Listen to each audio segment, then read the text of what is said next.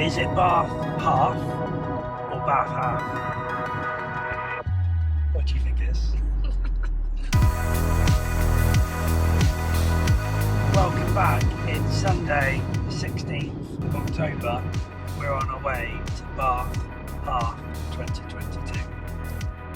First thing I'll say is it Bath half or Bath half? What do you think it is?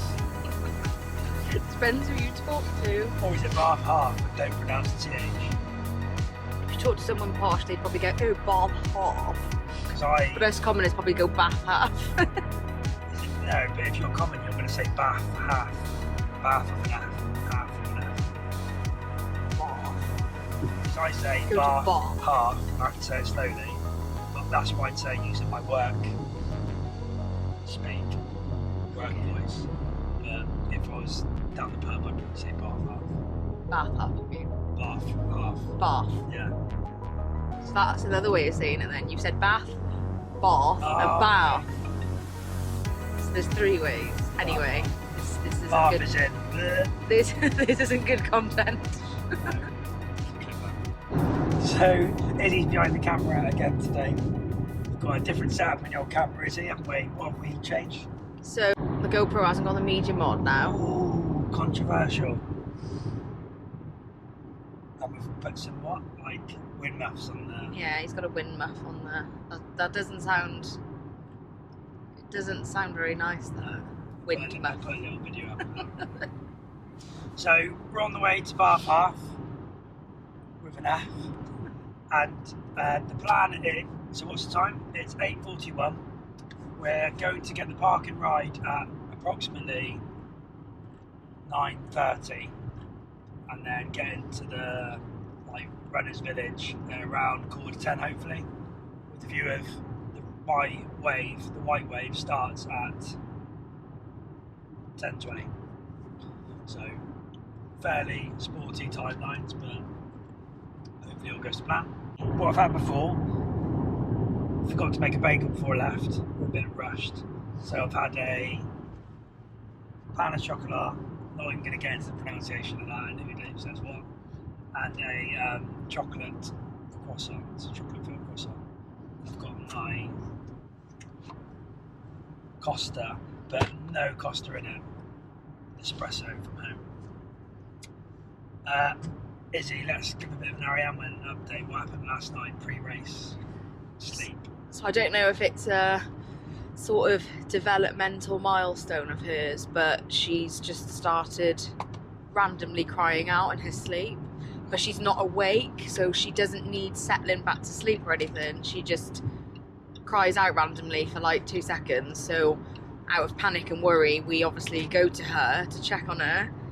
And she's fast asleep. She's absolutely fine. But we don't know that she doesn't need settling, that's the thing. So she might just be settling herself, and we, in that split second where we're reacting, she's gone back to sleep, because when we go to her, she's got her arms up above her head, which is her favourite sleeping position, and she's fast asleep. So it was a bit confusing, because it happened about 5 or 6 times last night, but every single time I didn't need to do anything. She wasn't awake, she wasn't crying when I got to her, she didn't need to settle in. But the only good thing is because it was over with so quickly and I was only awake for probably not even a minute, I'm not tired, because it's not like when back in the early days when we had to get up, go downstairs, get a bottle because she was drinking all through the night. After her last feed at 11, she's fine until the morning. So because she hadn't woken up and cried, it wasn't hunger. So that's that. And then the plan, running wise, for today is, I've thought about this a few times this week. So it's going to be 4 minutes 50 per K, like a steady pace, slightly above easy, for the first half, and then see how I feel from there, with the view of hopefully dropping it down to like 4:40 per K. Just at the park and ride, and the queue is absolutely massive. So it's about, well, it's 9:51 now. My race start is 10:20, so I think that's going to be at risk. So I'm just going to have to join whatever wave I can. Look at this. Literally snaking all around there to the bus, and feels like the buses are coming half full, so not sure what's going on there. Queue for the toilet is absolutely massive as well, so just see how we get on. Here we go, we're ready. Bit of a stop-start, wasn't it? It was a bit. Not going to go into the negatives, we'll save that for later. It's a lovely day. But we're here now, it's a beautiful day, beautiful city. You can see the old buildings. It's very, very congested. I'm starting with the greens. Hopefully I don't get beaten up before I get to the start line. What are you going for? Under 220. Under 220. I don't even know what my pace equates to, but I'm just going to try and run a good race today and enjoy it. So we'll catch up every 5k. I'll see you two at the end. Say bye, Tim. There we go. But honestly, it is great to have you here as a crowd and spectators. You really make the energy, and there's a Welsh flag going through. The Wales are in the house. A lot of Welsh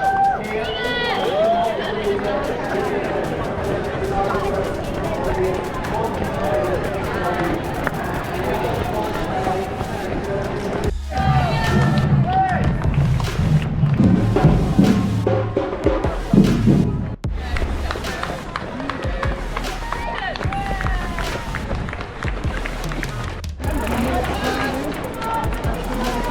Come up to the turnaround, the little out and back.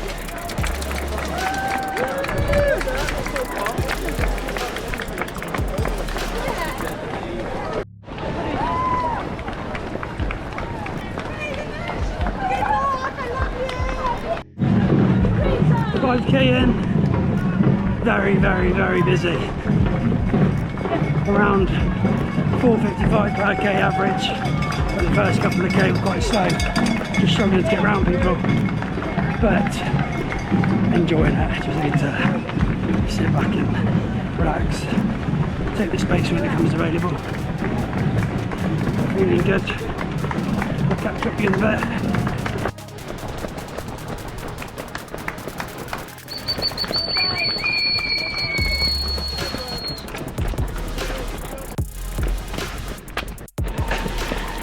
That's 10k, around 4 minutes 49 per k.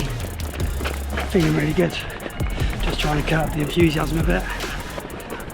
And then another steady k. And look just to pick it up from there really. Hopefully aim for a fast 5k finish.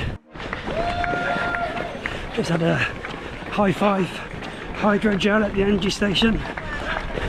And it's starting to open up now, so feel good. You can get into your stride uninterrupted, which is good.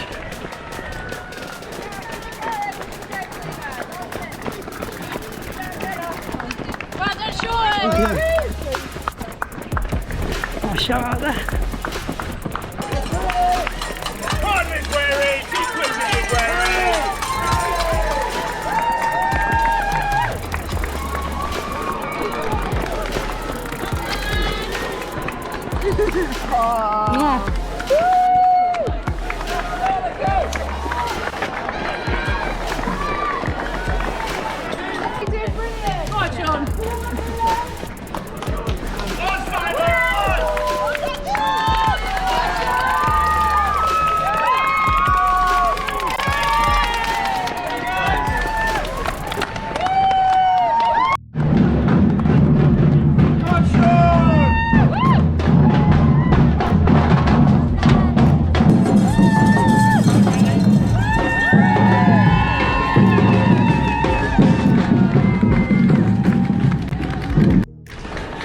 That's 15k. Pace down to 4:20 per k now for the last 5k. Try and keep it around there, but the shifting is hard. Not long to go.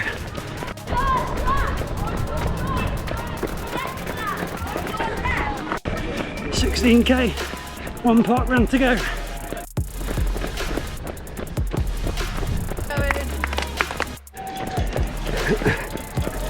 20k. Oh, hard work. Dropped off the last 3k I'd say, or 2k, but still doing alright. Good support. Last little bit now. Go on, Nick Wary! Oh. Hard. Nice little hill to finish now, she's asleep. Soon a minute. One way up. Well done, mate.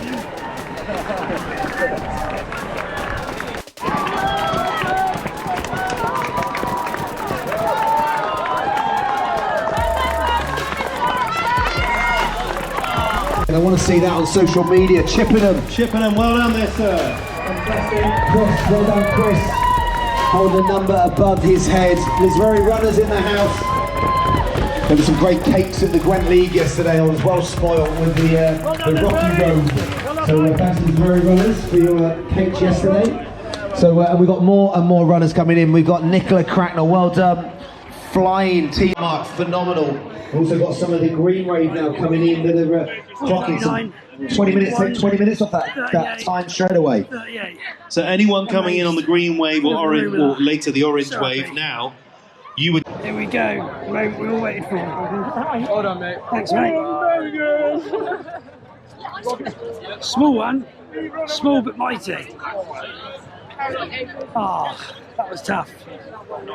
So yeah, it was decent. That was largely went to plan. So just to recap, for my own sanity, the plan was to set off at 4 minutes 50 per K for the first half, and then try and push it for the second half. But in my head, I really wanted to finish strong, so just bear that in mind. So 4:50 for the first half went well. Started off slow because I was in the pack, because the parking ride does a bit of a delay, and when it arrived in the white wave, which is what I am, already set off. So I started with at the back of the green wave, so it was a bit clunky initially, but got into the stride, and I managed to get the average pace overall for the first half to just under 4 minutes 50, which is what I wanted. And then from there, the view was just to push on. So I pretty much just went between 10k and half marathon pace, I'd say. Probably 10k pace from then on. So I did the first few, which took me up to about 18k, 19k, around 420 from memory. And then from there was nothing left in the tank really. So I was just hovering around between 430 and 450 for the next couple of k. And then saw Izzy and Ariane went, and Claire and Jack, which was great support. And then the last hill is an absolute monster. It must only be like 200 meters, but it's a beast, especially when there's nothing left. So I'm not gonna lie, I had a couple of walks. All in all though, what you're saying, 1 hour 38, which I didn't think was possible at the beginning, based on what the plan was. What if I did any calculations to see what the finish time would be? I just would not expect to be around 1:38. So chuffed with that, so chuffed. And that's the finish to the road race season, I suppose. Don't think there's many. I think it's mainly trail races for the winter. And it's been a great season, so really happy with that. Just to round off my thoughts there on the race in general, really enjoyed it. 2 laps wasn't as bad as what I imagined. There's a couple of drumming stations and great support in places, and some of the old buildings are absolutely beautiful. So hopefully you got a good idea of that from the footage. And the only thing I would say is, from the start, the earliest parking ride bus got us, or the parking ride bus has started at 9:30, and the race white wave starts at 10:20, so it didn't really allow any time to get into the city. I'd imagine that's the preferred mode of transport, which is a little bit frustrating, but it doesn't really matter in the grand scheme of things. Still had a great time. But yeah, the finish and the organisation was great, because you got the finish line, which is up that honking hill, and then you walk right the way through to get your medal and your t-shirt, and then you go into the runners village, they call it. So nice and spaced out. There's quite a bit going on in the runners village as well. I've shot straight off to meet Izzy, but looks like there's refreshments in there as well, maybe. So a bit about the shoes. Absolutely lovely. No hot spots, no blisters. Feels so soft. Feels like they really do carry you forward and spring you forward. Yeah, which is great. So glad I've had a good solid race in them now, just to get some confidence in them. Yeah, here he comes! Daddy! Keep going, Tim! Amazing! So there we go, all done. Just looking at the splits on Strava, and quite happy with how the second half looks.